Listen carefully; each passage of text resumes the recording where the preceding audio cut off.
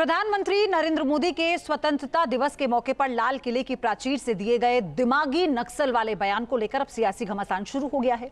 PM Modi ने जंगलों में हथियारबंद नक्सलवाद के खिलाफ मिली सफलता का जिक्र करते हुए कहा कि अब दिमागी नक्सल से सावधान रहने की जरूरत है।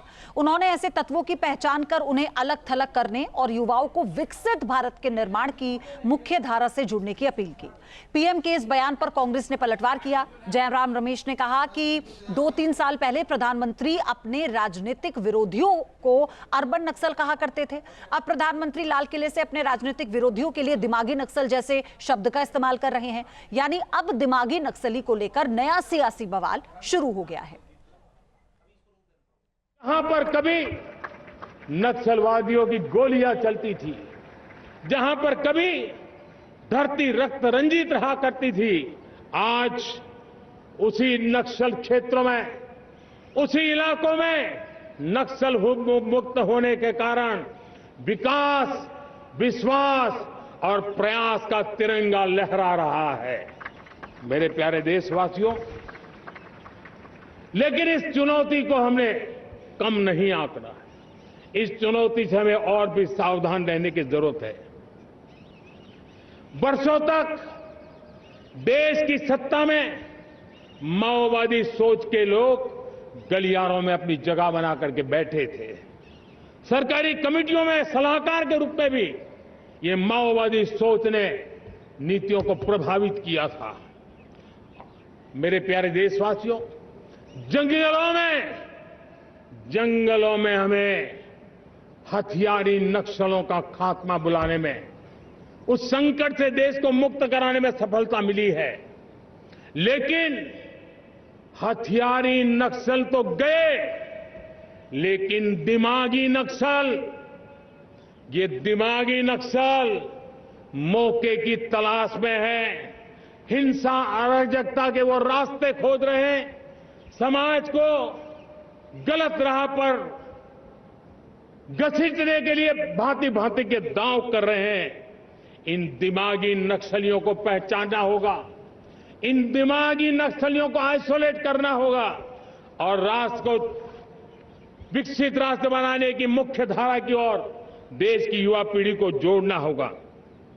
मेरे प्यारे देशवासियों, उधर जयराम रमेश ने पीएम मोदी के बयान पर निशाना साधा। उन्होंने कहा कि पीएम मोदी शुरू से ही अर्बन नक्सल का बयान देते आए हैं, जबकि गृह मंत्रालय की ओर से साफ कर दिया गया कि अर्बन नक्सली जैसी कोई चीज है ही नहीं।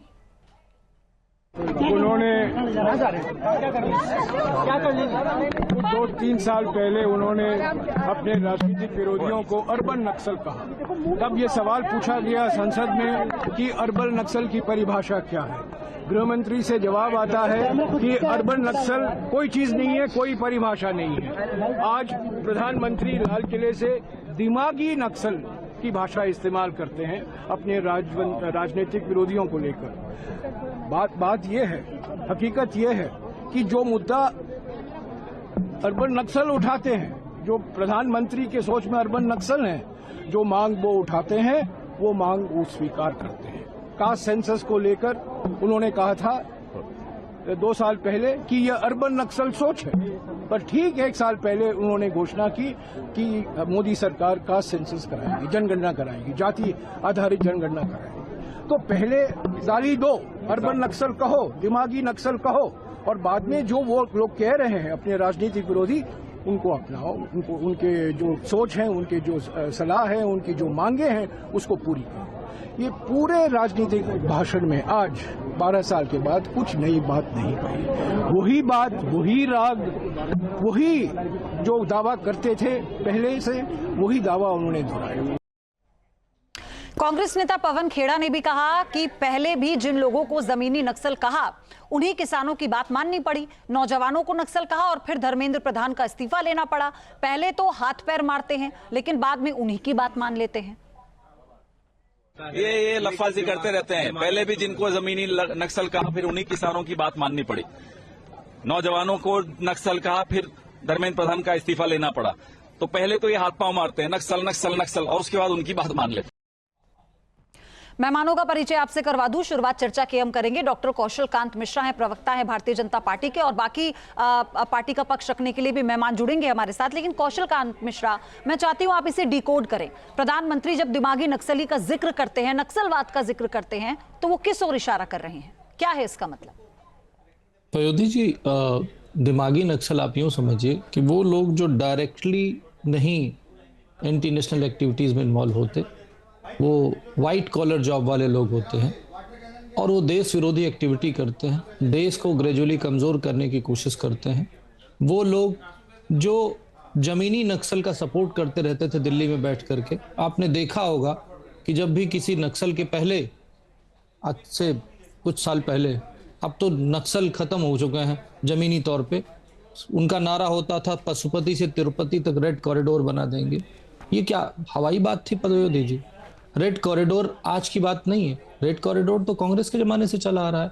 तो क्या वो रेड कॉरिडोर नहीं होता था? क्या नक्सलिज्म नहीं होता था? क्या 3,500 सुरक्षा बल जो मार दिए गए पिछले 4 दशकों में इन नक्सल हिंसाओं से लड़ते हुए, तो क्या वो भी कुछ सच्चाई नहीं है क्या?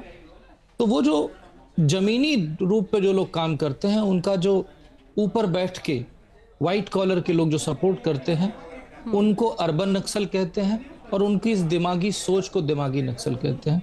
वो हमारे आपके बीच में हो सकते हैं, आप मीडिया में हैं, आप मेरे से बेहतर समझती होंगी, आप सोशल लाइफ में, हम भी सोशल लाइफ में, हमें समझ में आता है। वो लोग जो हमारे देश के खिलाफ बात करते हैं, देश के कल्चर के खिलाफ बात करते हैं, देश की हर बात जो राष्ट्र के हित में होती है उसमें कोई न कोई कमी निकाल करके विदेशी एजेंडे को सेट करने की कोशिश करते हैं। उसका एक लेटेस्ट एग्जांपल बता करके बात खत्म करूंगा। जो एफसीआरए बिल का अमेंडमेंट आ रहा है, ये बताइए एफसीआरए बिल में अमेंडमेंट ला करके क्या किया जा रहा है कि जो विदेश से फंड आ रहा है उसमें ट्रांसपेरेंसी हो, वो किसको जा रहा है, कहां से आ रहा है, किस यूटिलिटी में लग रहा है, इसके लिए अगर कानून को कड़े किए जा रहे हैं पयोधी जी, तो कहां से गलत है? आज हमारा आपका आईटीआर पब्लिक डॉक्यूमेंट है। पब्लिक में कोई भी हमारे आपके डॉक्यूमेंट में आईटीआर जाके देख सकता है कि हमारा किस तरीके का आर्थिक आधार है हमारा। लेकिन जो फंड बाहर से आ रहा है, जिसका कन्वर्जन में यूटिलाइजेशन हो रहा है, जिसका नक्सल एक्टिविटी में यूटिलाइजेशन हो रहा है, जिसका जो लोकल, जो आजकल एक लोन वुल्फ अटैक की बात हो रहा है, ये सब जो इस्तेमाल हो रहा है, वो क्या हो रहा है? तो इसलिए जो लोग इस तरह की सोच को पोषित करते हैं, उनको समाजवादी पार्टी से प्रवक्ता तारिक खान भी हैं मेरे साथ, और सुजाता पांडे राजनीतिक विश्लेषक हमारे साथ जुड़ चुके हैं। तारिक खान, इस पर आपका जवाब, फिर मैं सुजाता दी के पास जाऊंगी। कौशल कांत ये कह रहे हैं व्हाइट कॉलर, जो एंटी नेशनल एक्टिविटीज में इन्वॉल्व हैं लोग, जो किसी भी चीज को हाईजैक करने की कोशिश करते हैं, ये उनके लिए है। आपका जवाब? कौन है ये लोग बता सकते हैं, चिन्हित कर सकते हैं? और अगर चिन्हित कर सकते हैं तो बाहर क्यों? ये वही प्रधानमंत्री है ना जो कह रहे थे कि कुछ लोग को आंदोलन की आदत होती, उनको बता दिया था आंदोलन जीवी। जिस देश में आंदोलन करके अंग्रेजों को यहाँ भगाया यहाँ से, उसी देश में अगर लोग आंदोलन करके अपनी बात रखना चाहते हैं, तो उनको प्रधानमंत्री जैसे पद पे बैठे हुए लोग ये कहते हैं कि इनकी तो आदत ही है ये आंदोलन जीव। और ये दिमागी नक्सलवाद या अर्बन नक्सल, ये लोग कौन है? इसका मतलब ये है कि आप चिन्हित करके ये बताते हैं कि जिन्होंने आपका विरोध, या तो बताइए कि ये 10 लोग हैं, ये 50 लोग हैं। अब अगर आप उसको जनरलाइज कर कहते हैं, तो इसका तात्पर्य ये निकाला जाए कि जितने लोग सरकार के विरोध में आवाज उठाते हैं, वो इसी सोच के हैं, जिनकी सोच तारिक खान, आप अपनी बात पूरी करिएगा, माफी के साथ रोक रही हूं। एक बड़ी खबर आ रही है, वो बता दे दर्शकों को। चंडीगढ़ में कौमी इंसाफ मोर्चा का प्रदर्शन देखने को मिला। चंडीगढ़ में मोहाली बॉर्डर पर भारी बवाल हुआ है। गवर्नर हाउस मार्च को पुलिस ने रोका है। वाटर कैनन और आंसू गैस का इस्तेमाल किया गया। तस्वीरें भी सामने आ गई हैं, थोड़ी देर में दिखाएंगे। ये देखिए, आंसू गैस का इस्तेमाल किया गया, वाटर कैनन का इस्तेमाल किया गया है। गवर्नर हाउस मार्च को पुलिस ने रोका है और इसीलिए वाटर कैनन का इस्तेमाल और आंसू गैस का इस्तेमाल यहां पर किया गया है। मोहाली बॉर्डर पर भारी बवाल हुआ। ये बड़ी खबर इस वक्त आपको तस्वीर ये देखिए किस तरह से प्रदर्शनकारी जब बैरिकेडिंग्स को तोड़कर आगे बढ़ रहे थे और कुछ प्रदर्शनकारियों के हाथ में डंडे भी हैं।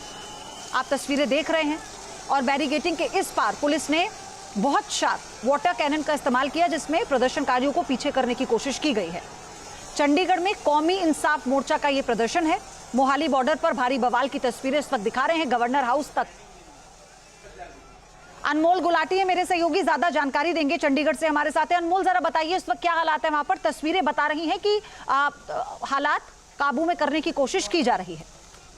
जी बिल्कुल, क्योंकि जगतार सिंह हजारा की रिहाई को लेकर जो की है खासतौर पर ये मार्च जो की जा रही है। कौमी इंसाफ मोर्चा जो काफी लंबे समय से एक धरना जो किया मोहाली में चल रहा है, इनकी द्वारा जो मार्च जो की है वो गवर्नर हाउस को की जाने वाली थी, जिसको प्रशासन द्वारा रोक दिया गया। और खासतौर पे हाईकोर्ट द्वारा भी ये निर्देश दिए गए थे कि किसी भी तरह से अगर चंडीगढ़ एंटर करने से जो किया है इन्हें रोका जाए, चाहे उसके लिए किसी भी तरीके के बल का प्रयोग करना पड़े तो वो किया जाए। तो उसी के तहत जो की ये जो की अब इनको रोकने की कोशिश की जा रही है। हालांकि केन चार्जिंग जो की है वो पुलिस द्वारा की गई है, लाठीचार्ज का इस्तेमाल भी जो किया पुलिस को करना पड़ा, बल का प्रयोग करना पड़ा। और इन प्रदर्शनकारियों को, कौमी इंसाफ मोर्चा को जो किया मार्च को फिलहाल जो किया बॉर्डर पर ही रोक लिया गया। बिल्कुल, और ये तस्वीरें जो हम दिखा रहे हैं इस वक्त, आप देखिए कैसे यहाँ पर जो भारी बवाल हुआ है, क्या अभी अंडर कंट्रोल है सब कुछ, ये कह सकते हैं अनमोल?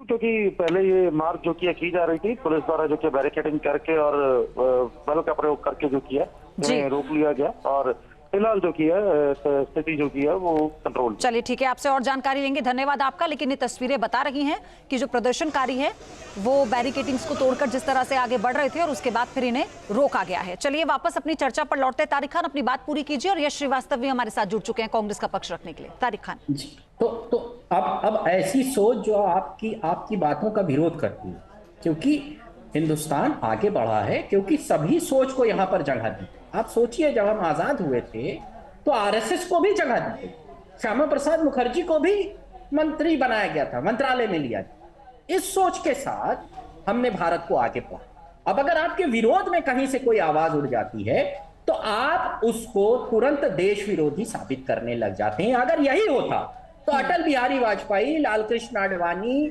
मुरली मनोहर जोशी ये 50 सालों तक भारत में राजनीति न कर पाते। नक्सलाइट कहकर या किसी तरीके का नक्सलवाद कहकर इनको जेलों में डाल दिया, न कर पाते। इसलिए भारत का ये संस्कृति भी रही है और ये हमारी जो राजनीतिक विरासत है ये भी यही है कि सभी की आवाज को जिंदा रहने दिया जाए। मगर अगर विरोध की आवाज को आप अर्बन नक्सलवाद कहेंगे या मानसिक नक्सलवाद कहेंगे तो इसको कैसे समझा जाएगा, मुझे नहीं। ठीक है सुजाता जी, ये गलत बात है, नहीं कहना चाहिए। इसे हम कैसे समझें? तारिक खान भी इस बात का जिक्र कर रहे हैं और कौशल कांत मिश्रा ने इसे पूरी तरह से स्पष्ट कर दिया। क्या ऐसा है कि इस बात को विपक्ष खुद पर ले रहा है? और अगर विपक्ष ले रहा है खुद पर तो क्या ये क्लियर मैसेजिंग है कि इसे बताना पड़ेगा कि इसमें क्या भाई ये जो अगर दिमागी नक्सलवाद कहा जा रहा है ये विपक्ष को टारगेट नहीं किया गया, ये उन लोगों के लिए है असामाजिक तत्व, और अगर ऐसा है तो उसे भी आपको बताना होगा ना कि वो कौन है। अयोधी, सबसे पहले तो पीएम ने किसी का नाम नहीं लिया। पीएम ने कहा कि दिमागी नक्सलवाद से हमें लड़ना होगा, क्योंकि ये जो एक ऐसी मानसिकता है जो देश विरोधी एक तंत्र है उसको खड़ा करती है देश के ही लोगों के थ्रू।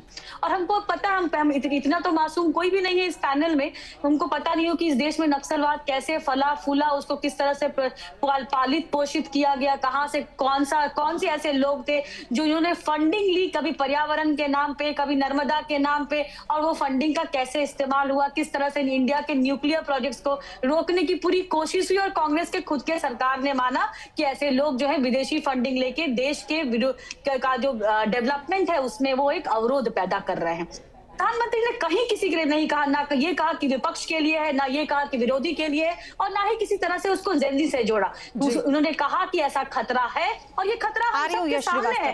क्या हमने ये नहीं देखा कि जंतर मंतर पे एक ऐसा वर्ग था जो कि वहां पे हिंसा भड़काने की कोशिश कर रहा था? क्या हमने ये नहीं देखा कि वहां पे गाली गलौज का एक माहौल बनाया गया, जो गंदी भद्दी बातें बोली गई, प्रधानमंत्री उनकी मरी हुई माँ के लिए बोली गई, और उसको एक वर्ग ने उसको फ्रीडम ऑफ एक्सप्रेशन बताया, उसको बताया कि ये जेंजी का तरीका है, जबकि हमने झारखंड में उसका दूसरा कॉन्ट्रास्ट देखा। वही जेंजी बिल्कुल सभ्य तरीके से अपनी बात रख रहा था, लेकिन उसके लिए कोई विपक्ष खड़ा नहीं हुआ। तो वो यही बातें कर रहे थे आज जो है पूरे सबके लिए था, मतलब पक्ष के लिए था, विपक्ष के लिए था, कि देखिए हो सकता है कि आपकी जो असहमति हो नरेंद्र मोदी से हो, नरेंद्र मोदी की नीतियों से हो सकता है कि आपको उसमें कोई कुछ कहना हो, वो सब कह सकते हैं, लेकिन उसमें देश को सामने लेके आना, देश को ये कह देना कि देश में कुछ भी नहीं हो रहा है, देश में कोई प्रोग्रेस नहीं है, देश जो है पूरी तरह से होपलेस हो चुका है, इस चीज को कहते हैं दिमागी नक्सल। और मैं तो एक पूरी लिस्ट दे सकती हूँ, तीस्ता तलवार से लेके मेघा पाटकर तक, जो कि कांग्रेस के श्रीवास्तव से भी उनका रिएक्शन ले लूं, फिर इस चर्चा को आगे बढ़ाऊंगी। तारिक खान भी कुछ कहना चाह रहे हैं। श्रीवास्तव,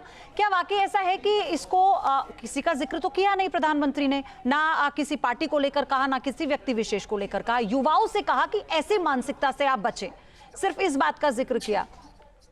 पयोधी जी अच्छा यश, मैं माफी के साथ रोक रही हूँ, वंदे मातरम के अपमान को लेकर भारतीय जनता पार्टी की तरफ से प्रेस कॉन्फ्रेंस शुरू हुई, आपको लिए चलते हैं। On this independence day, so this is a historical moment in the history of India, but at this time we have seen a very ugly moment when in the head office of the Congress party it was seen that their supreme leader Srimati Sonia Gandhi, their super president Rahul Gandhi and sitting president Mallikarjun Kharge ji, while it was being sung, they were not attentive, rather than they were casually talking to each other, giving remarks to each other, even calling someone. This shows the utter disrespect by Congress party towards the national song Vande Mataram. This shows that Congress party has not yet accepted the complete and wholeheartedly accepted the full form of Vande Mataram.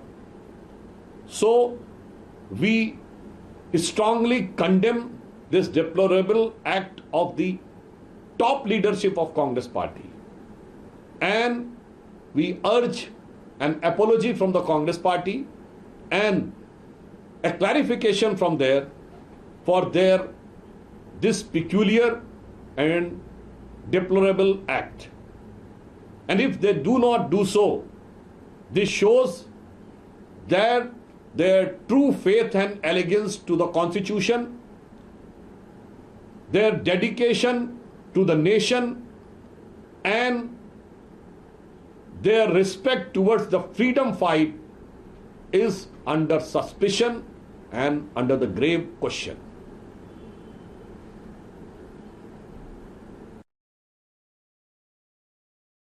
Party की तरफ से सुधांशु त्रिवेदी ने जो press conference की आपने सुना, लेकिन वापस अपने मुद्दे पर लौटते हैं। यश श्रीवास्तव, अपनी बात पूरी कीजिए।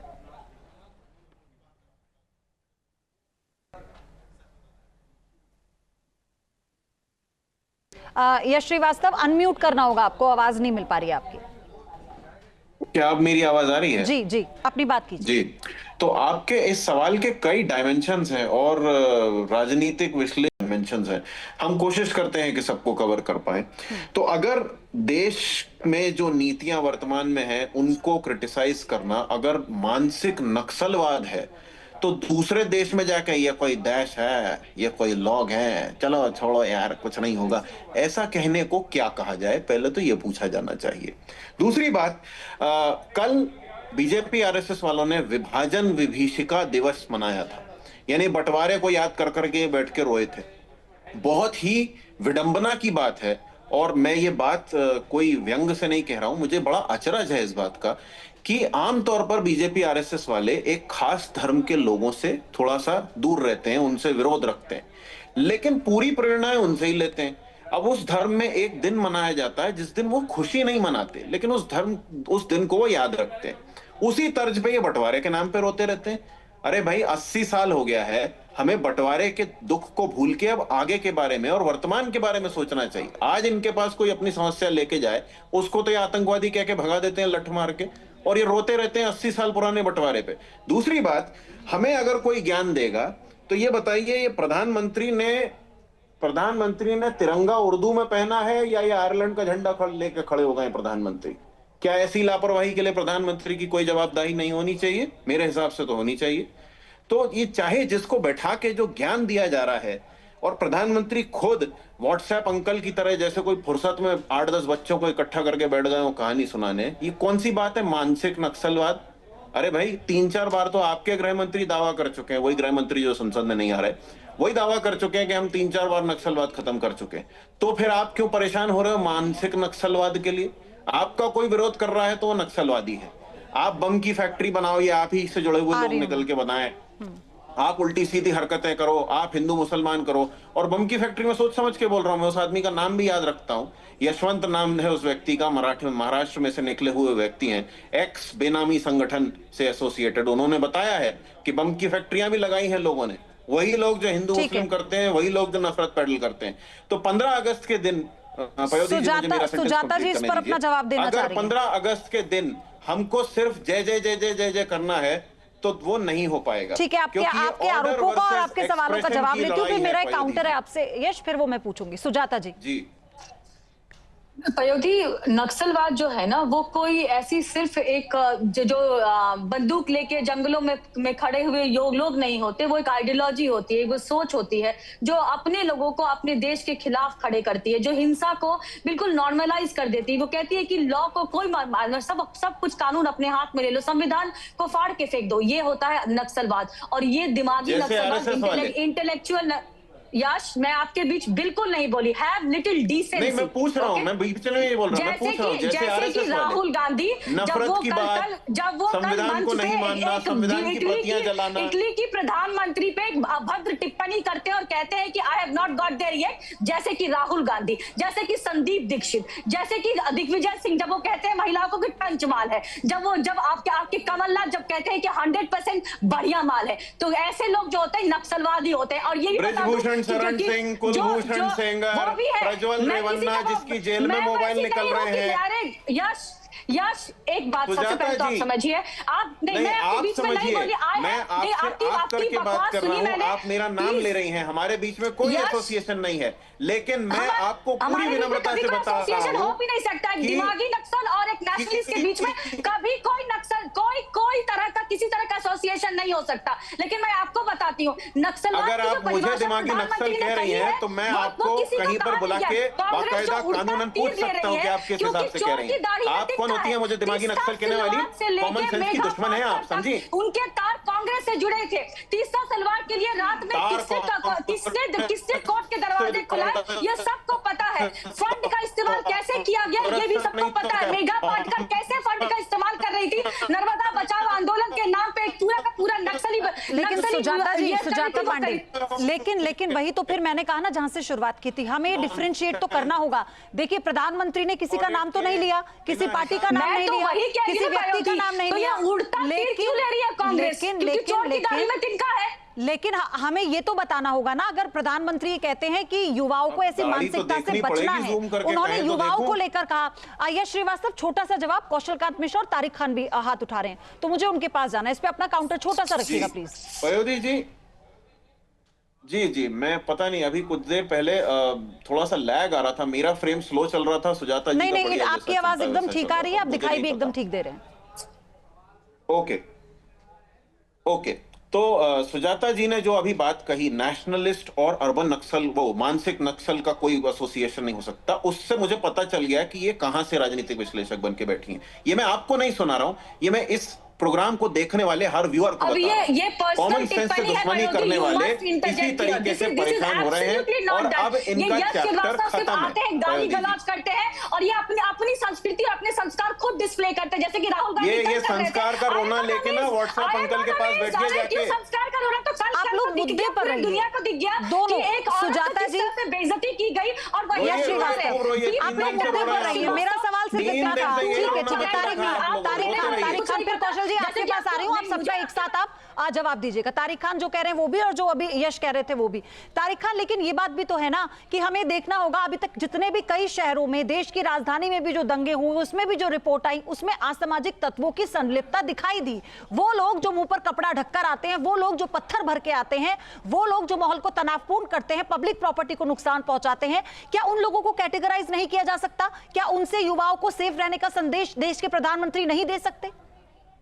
इसी वजह से क्या पूरा जो दिल्ली का आंदोलन हुआ था उसको हम खराब कह दें और जो झारखंड का आंदोलन है उसको हम अच्छा कहें? इस पैमाने पर नहीं कह सकते हम। नहीं, सुनिए बात नहीं। बीजेपी और राइट विंगर लगातार दिल्ली के आंदोलन को इसी मानसिकता से जोड़, इसी मानसिकता से। प्रधानमंत्री की आलोचना क्या भारत में नहीं हुई है? अरे क्या बात करते हैं भाई, नेहरू साहब को पार्लियामेंट के अंदर अय्याश कहते हैं निशिकांत दुबे, पार्लियामेंट के अंदर आलोचना नहीं है। इंदिरा गांधी का कैरेक्टर असैसिनेशन किया जाता है अंदर ही पार्लियामेंट, बड़ा आपने एक्शन ले लिया साहब, आलोचना नहीं है पूर्व प्रधानमंत्री। और अगर आपकी आलोचना हो गई, कुछ कह दिया गया, तो भाई बड़ा आफत आ गई, तब उन बच्चों को जबरदस्ती उनसे कहा जाता है माफी नहीं, ये है क्या? और ये कहा गया कि नक्सलवाद किसी के लिए नहीं कहा गया था। अच्छा मैम, 56 इंच का छोटा बंदर किसी का नाम लेके कहा जा रहा है, किसी का नाम लिया गया था इसमें? नहीं लिया गया था। तो भाई कौन ले रहा है अपने ऊपर? हम नहीं ले रहे और नक्सलवाद, तो 56 इंच का छोटा बंदर आप क्यों ले रहे? हमने किसी का नहीं, जयराम रमेश की तरफ से तो कहा गया ना, वो तो ये कह रहे हैं अर्बन नक्सल का जिक्र उन्होंने किया, फिर उन्होंने इस बात का जिक्र किया, दिमागी नक्सल का जिक्र किया। कौशलकांत मिश्रा, दिमागी नक्सल कोई होगा, हम कह रहे नहीं मानते, हम नहीं है, ठीक है। तो 56 इंच का छोटा बंदर भी। यहाँ पर समय की कमी है, इसलिए मैं चाह रही हूँ आप लोग संक्षेप में अपनी अपनी बात रखें। कौशलकांत जी जवाब दीजिए। 56 इंच का छोटा बंदर अमेरिका में बैठा कोई अंग्रेज है? तारिक भाई, किसी को कह रहे? ठीक तारिक भाई, यहाँ पर किसी आंदोलन को, किसी पार्टी को, किसी इंडिविजुअल को जो सरकार की बुराई करता है, उसके खिलाफ बोलता है या किसी भी चीज के पक्ष के विरोध में बोलता है, उसको अर्बन नक्सल नहीं कहा जा रहा। लोकतंत्र में ये एक्सप्रेशन है, कोई भी कर सकता है। तारिक भाई, दिक्कत तब होती है ना कि जब अभी आंदोलन हुआ था, वहां पे विदेश से लोग पिज्जा ऑर्डर कर रहे थे, एक कंपनी है, उसके 22 लोग यहां भेजे गए थे, एक विशेष धर्म को बिलोंग करते हैं। तो सीए का अरे साहब, यस भाई, आप, मैं आपके बीच में बिल्कुल नहीं बोला था, थोड़ी मतलब आप जनता का पैसा पूरा सुनिए, यश भाई, दिक्कत नहीं है, बच्चे पिज्जा नहीं खा सकते। सुनिए पहले, सुनील भाई बोलिए। नहीं तारिक भाई, बच्चे पिज्जा नहीं खा सकते। जल्दी से कौशलकांत मिश्रा, जल्दी से, समय नहीं है मेरे पास, प्लीज 10 सेकंड में अपनी बात रखिए। मुझे नहीं पता कि जो कांग्रेस सरकार थी उसने सलवा जूडम का मूवमेंट किसके खिलाफ चलाया था। अगर वो नक्सली नहीं थे तो किसके खिलाफ चलाया था? अपने देशवासियों के खिलाफ चलाया था क्या सलवा जूडम का मूवमेंट? सलवा जूडम के पालने पोसने वाले कौन थे? कांग्रेसी थे क्या? उनके खिलाफ इन्होंने चलाया था क्या? इन्होंने कुछ नहीं किया। जब से हमारी सरकार आई है माननीय मोदी जी के नेतृत्व में, नक्सल एरिया में एक भी डेवलपमेंट इन्होंने किया? ठीक है, मैं माफी चाहती हूँ, आप लोगों का काउंटर और नहीं ले पाऊंगी, समय की मेरे पास बहुत कमी है। लेकिन हाँ, ये सवाल जरूर वाजिब है कि अगर किसी आंदोलन में बाहर से खाना आया तो उसकी जानकारी, मुझे लगता है हर एक पार्टी को ये लगेगा कि देश हित में है, सुरक्षा के हित में है और ये होनी चाहिए। और अगर ऐसी किसी गतिविधि पर नजर रखकर उसकी आइडियोलॉजी को टारगेट किया जाता है तो इसे भी समझने की बहुत बहुत जरूरत है। धन्यवाद आप सभी का।